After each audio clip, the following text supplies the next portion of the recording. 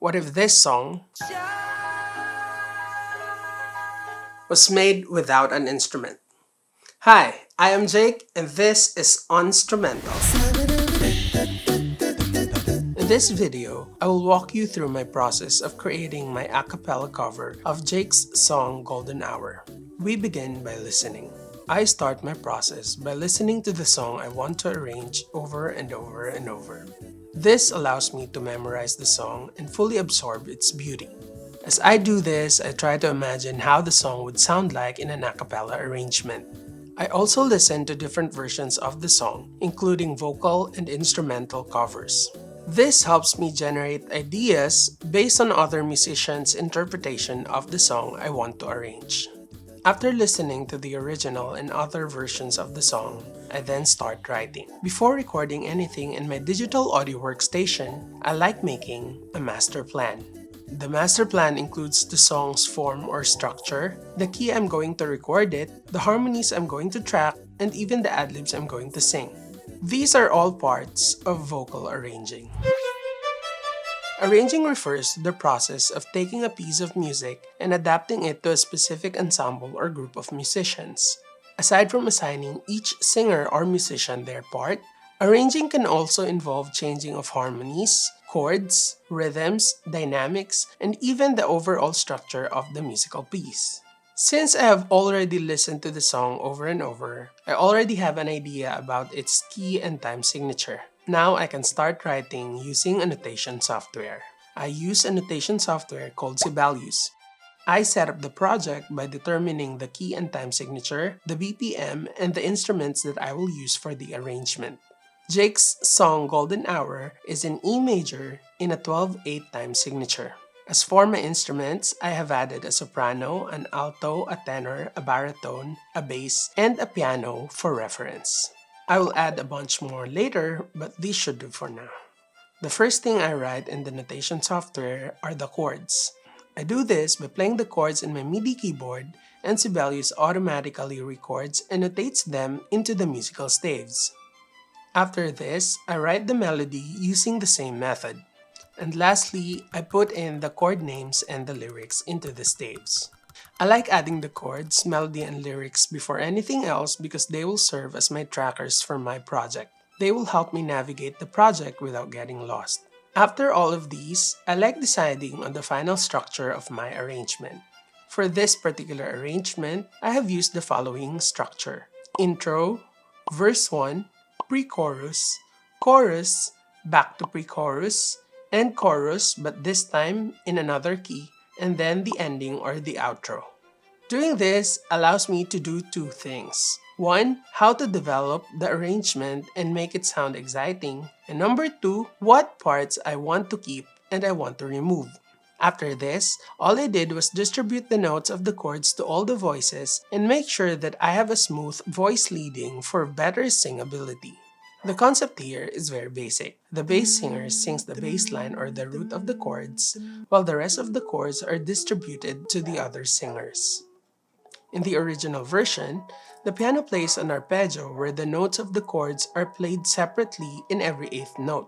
Since this is an important part of the song, I figured out a way to distribute the notes among the voices, making sure that each voice has an easily singable part without sacrificing the beauty of the arpeggio. We are now done writing. However, this arrangement is not done yet. I have just written the rhythm section. I like to leave out the other things such as harmonies and counterpoint to be added later during the recording process. After writing, the next thing I do is record all the parts I have just written in a digital audio workstation. In my case, I use Logic Pro. Before switching softwares, I have first exported the Sibelius project into a MIDI file and then imported that MIDI file into this Logic Pro session. This will import everything that we have done in Sibelius into our Logic Pro session, including the key and time signature, the BPM, and all the MIDI information that we have written for all the parts or instruments. Once the session is set, I've started recording all the vocal parts, starting from the bass up to the soprano. Dum, dum, duru, duru, duru, duru, duru, duru, duru, duru, duru.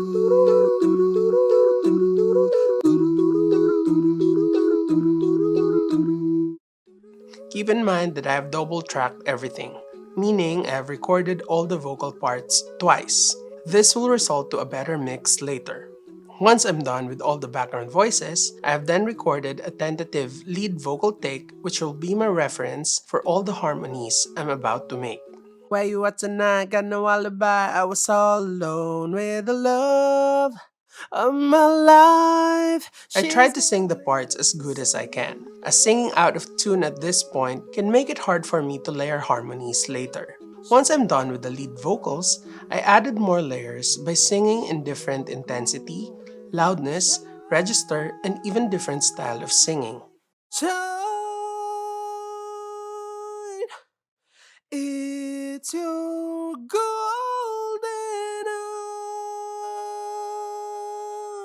After all the doubles, I started adding some harmonies. I like to start with the chord tones first, such as the thirds and the fifths. Shine,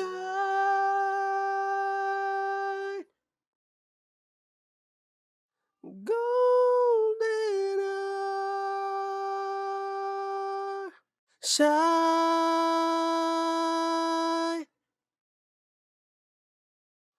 golden hour. And then I added some chord extensions. Shine, it's your golden hour. Once satisfied, I have then added the final layer which I'd like to call the counterpoint. For the counterpoint, I have added another layer of melody that is independent but works well with the main melody. The goal here is to find spaces in the music where I can add some spices that don't fight with the melody and complement it. Shine,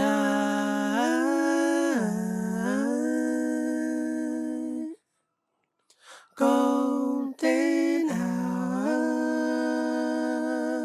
golden hour.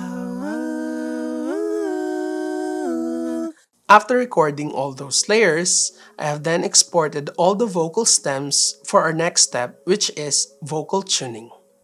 Wait a minute. Before we continue this video, please help me grow this channel by leaving a comment down below and giving this video a thumbs up. It's good for the YouTube algorithm and it will help me a lot so I can make more videos like this. Now, back to the video.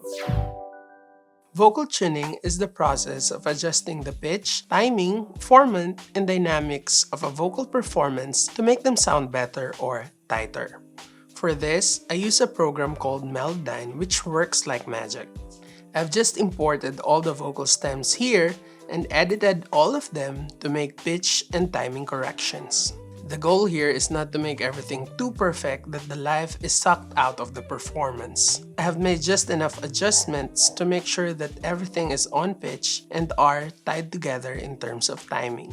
Once done, I have exported all the edited vocal stems for mixing and mastering.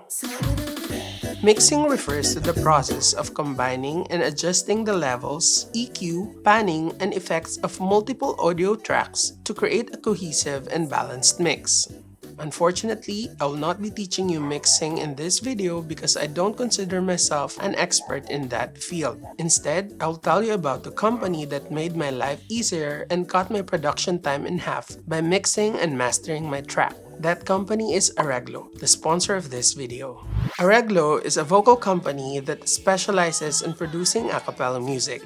It is a one-stop shop for all your acapella needs. They offer arranging, vocal editing, mixing, and mastering services. They even have a pool of singers which you can hire if you need background or top-line singers for your tracks. Arreglo made my life easier by cutting down my production time in half. All I did was send all of my edited vocal stems to them, and after 3 days, they sent me the final master, all ready for distribution on all digital music platforms. If you're interested in their services, I will leave the link to all their social media accounts down in the description box. And that's how I made my cover of Golden Hour without using any musical instruments. Watch the entire video by clicking here.